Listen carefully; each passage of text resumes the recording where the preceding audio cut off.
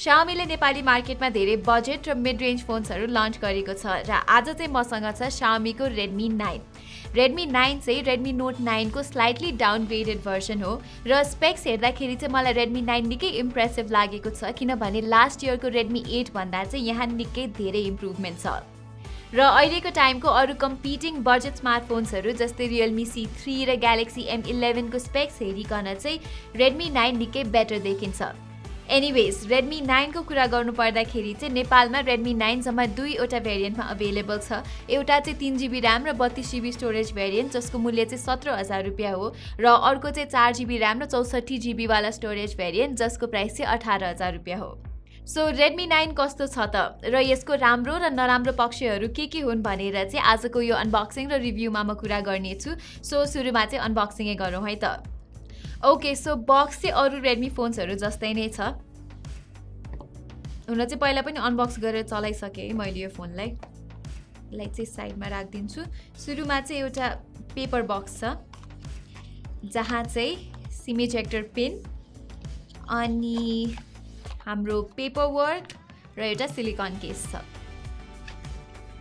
Okay, so यसलाई पनि साइडमा राखिदिन्छु म। त्यसपछि हामीसँग छ फोन Xiaomi Redmi 9 पर्पल कलरमा। यसलाई पनि निकालिदिन्छु।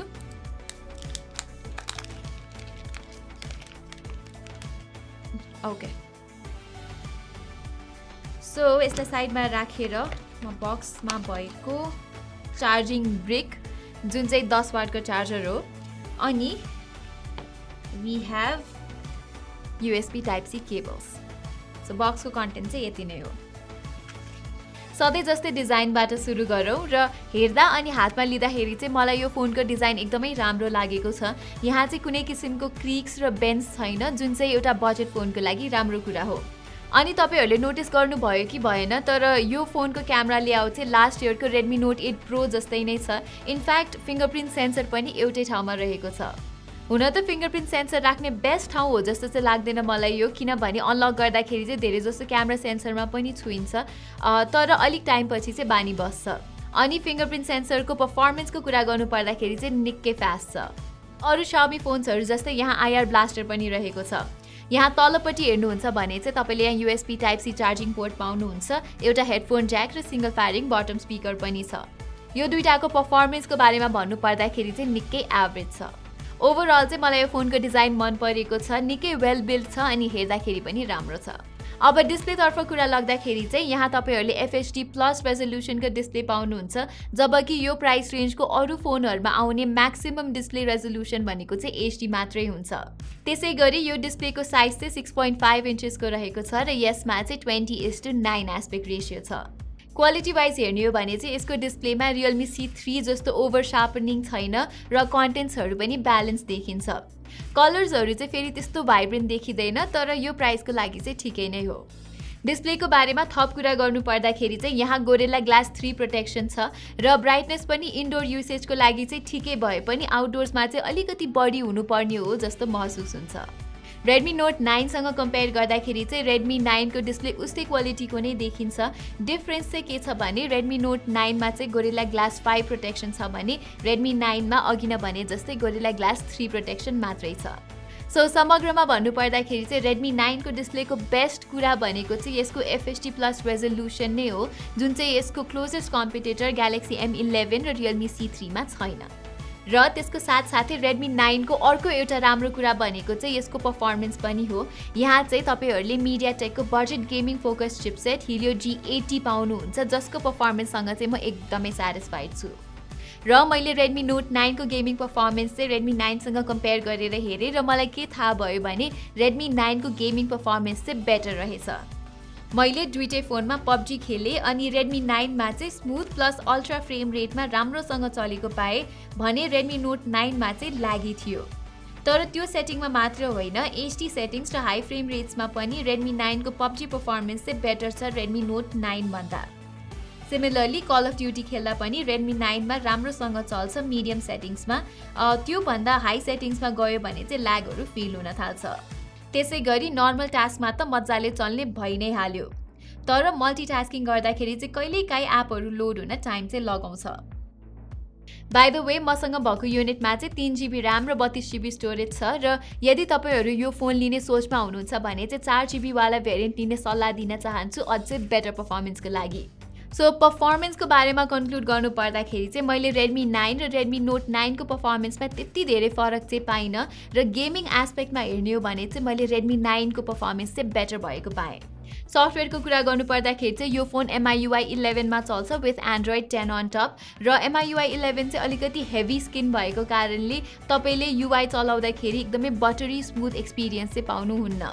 र अर्को कुरा चाहिँ PUBG एप बन्द गरेर होम स्क्रिनमा जाँदाखेरि चाहिँ मैले यो फोनमा ल्याग महसुस गरेको छु धेरैचोटि।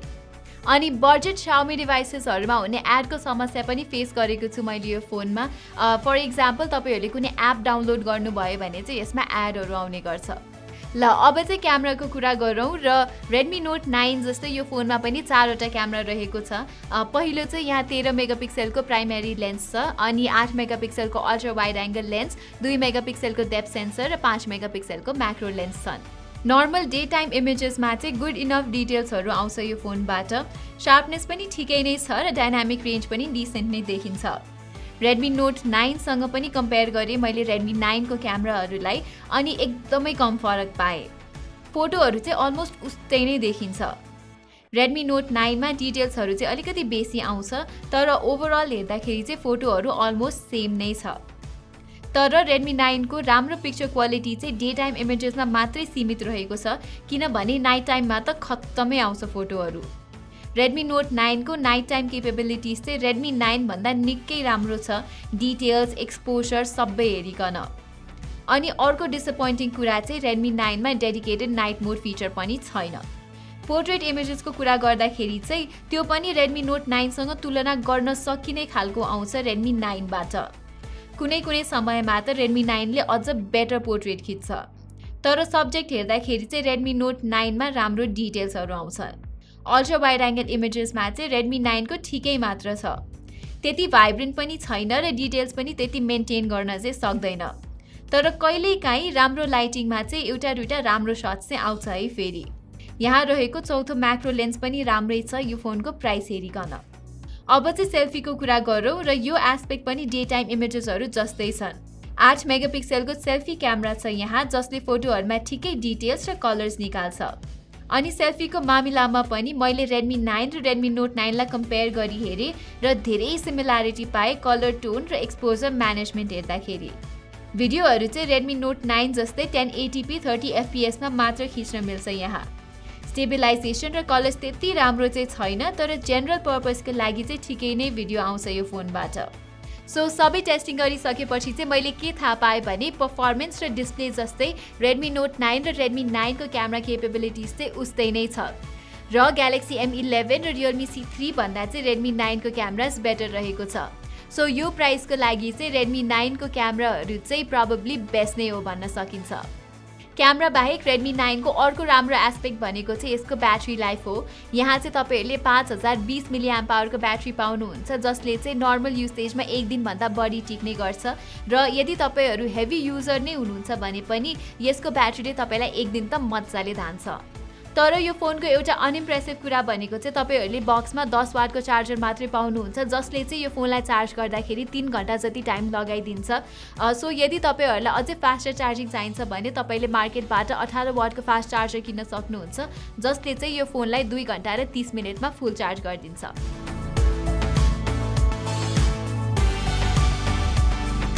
सो ओभरअलमा भन्नुपर्दाखेरि चाहिँ Redmi 9 अहिलेको टाइममा बेस्ट बजेट अफरिङ हो।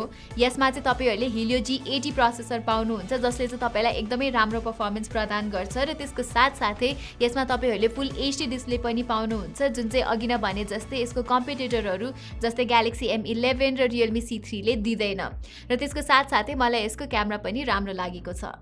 अनि यदि तपाईहरु Redmi Note 9 र Redmi 9 मध्ये कुन चाहिँ लिने भनेर कन्फ्युज हुनुहुन्छ भने चाहिँ म तपाईहरुलाई Redmi 9 लिने सल्लाह दिन्छु किनभने 3000 जति सस्तो प्राइसमा चाहिँ तपाईले 4 GB र्याम र 64 GB स्टोरेज पाउनुहुन्छ र Redmi Note 9 भन्दा यो फोन त्यति डिफरेन्ट पनि छैन डिजाइन एस्पेक्ट बाहेक।